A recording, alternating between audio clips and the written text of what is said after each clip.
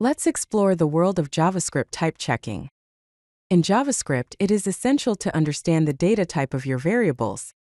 This helps in writing more robust and error-free code. This video explains how you can check the type of variables using the type of operator, the instance of operator, and some modern patterns. Here we can see a few examples of how the type of operator is used. The type of operator, when used with the string hello, will return string. Similarly, with the number 42, it returns number, with true it returns boolean, with undefined it returns undefined. But when the type of operator is used with null, it returns object, which is a known quirk in JavaScript. Now let's delve deeper into the basic types in JavaScript and how the type of operator works with them. Primitive types such as string, number, and boolean will return their corresponding type names as a string when used with the type of operator. The type of operator will always return a string value. JavaScript has 7 primitive types: string, number, boolean, undefined, symbol, bigint, and null.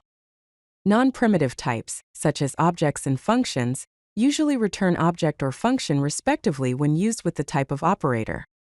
It is important to note that using the type of operator with null returns object, and this is a known quirk in JavaScript. Next, let's explore the instance of operator. The instance of operator checks if an object's prototype chain contains the prototype property of a constructor. It works with custom classes as well as built-in objects. It essentially checks for prototype chain inheritance, and it returns either true or false depending on whether the prototype chain is present. It's important to note that the instance of operator should not be used with primitive types.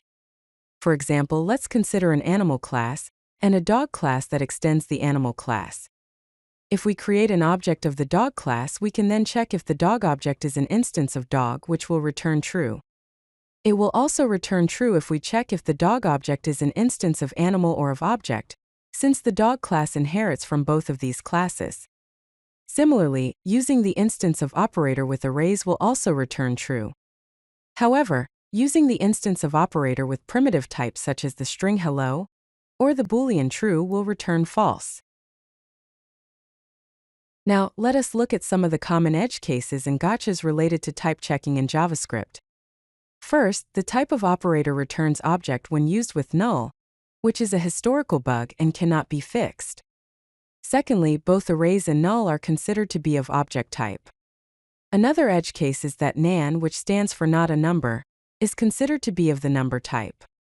Also, the instance of operator may fail with cross-realm objects, such as those from iframes. Lastly, primitive wrapper objects can behave unexpectedly with the type of operator. For example, if the string hello is created as an object using the string constructor, the type of operator will return object instead of the string. Similarly, for numbers, if the number 42 is created as an object using the number constructor, then the type of operator will return object instead of number. On the other hand, using typeof with primitive values such as the string hello will correctly return string, and with the number 42 will return number. Now let's explore some of the modern type checking patterns in JavaScript. When checking for arrays, it's best to use the Array.isArray method, which will accurately return true if the value is an array. When checking for objects, we should first check that the value is not null, and then check that its type is object. When checking for a function, we can simply use the type of operator. We can also use type predicates. For example, the function is string shown here, which takes in a value, returns true only if the type of that value is string, but also asserts that the type of value is indeed a string. Also, we can create a helper method is null or undefined, which checks if the value is null or undefined. Let us look at some real-world examples for type checking. The first example is API response validation. Here, the function validate user response first checks that the provided data is an object. If it's not, then an error is thrown. If it is an object, then the name, age, and email are extracted from the object. It then checks to ensure that name is a string, age is a number, and email is a string. If the values do not conform to the expected types, then a default value is assigned.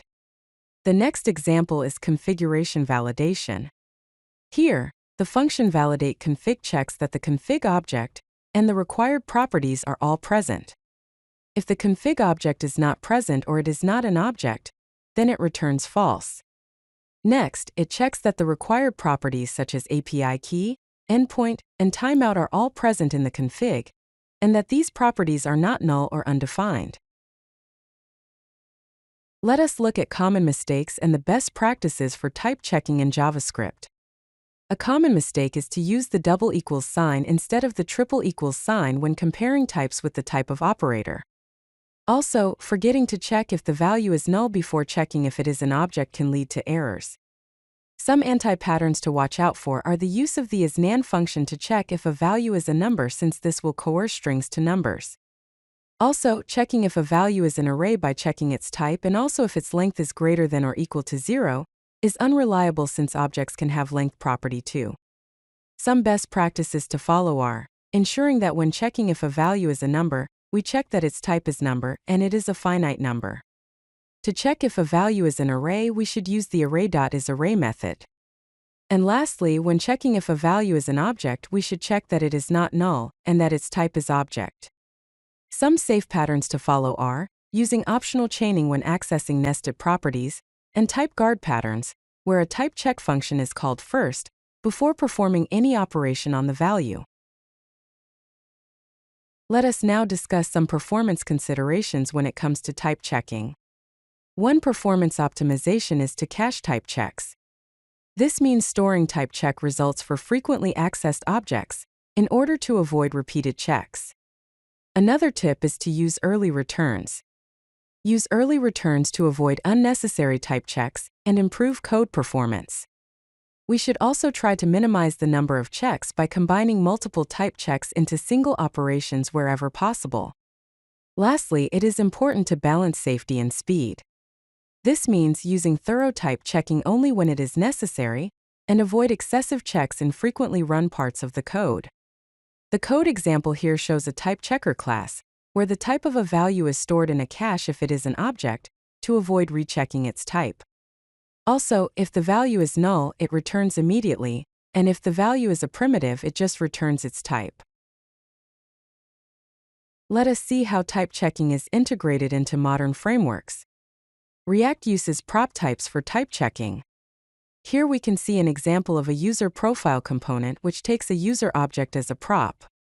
The shape of the user object is defined using the prop types library, specifying the name to be a string, age to be a number, and email to be a string. Prop types provide runtime type checking for React components, which helps in catching type-related bugs during development. Vue, on the other hand, provides built-in prop validation with custom validators.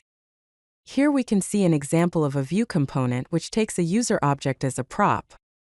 The validator method in the component props checks to ensure that the name property is of type string, and the age property is of type number, and that the age is greater than 0. Vue provides built-in prop validation with custom validators for complex type checking scenarios. Let's summarize all of the best practices and key takeaways from this video. When it comes to core concepts, it's important to use the type of operator for primitive types and instanceof for custom objects. Always handle null checks explicitly, understand type coercion rules, and implement consistent type checking patterns. For best practices, cache type check results when possible, use early returns for performance, implement proper error handling, write clear and self-documenting code, and consider using TypeScript for large projects. Lastly, for safety tips, always validate external data, use defensive programming practices, test edge cases thoroughly, document type expectations, and keep validation consistent across the code base. Following these practices will help you write robust and error-free code. If you like this video, hit that like button and don't forget to subscribe. Visit codelucky.com for more such useful content.